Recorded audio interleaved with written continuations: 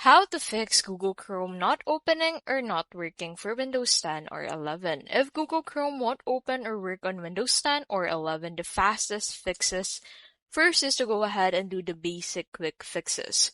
Restart your Google Chrome, so go ahead and close all of the Chrome windows and reopen. Second is to restart your PC. So click on the Windows Start menu and then click on this power icon from here and then click on Restart into this section. Temporary glitches often clear after reboot. Third is to close other apps or tabs. Low memory can prevent Chrome from launching.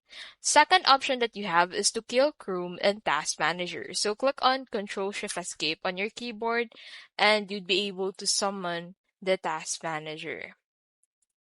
So on the Task Manager, go ahead and look for Google Chrome under the current processes, and then go ahead and right-click on Google Chrome, and then click on Add Tasks.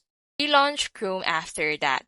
Now, third is to check your antivirus or firewall. Some antivirus program block Google Chrome.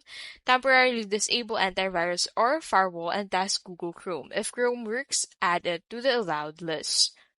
Now, fourth thing you can do is to repair your Windows system files. So click on the search section into the section and then search for CMD and click on Run as Administrator and then confirm into this pop-up.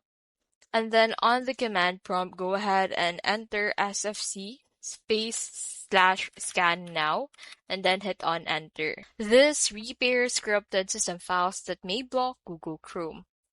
And that is how you can basically fix Google Chrome not opening or not working for Windows 10 or 11.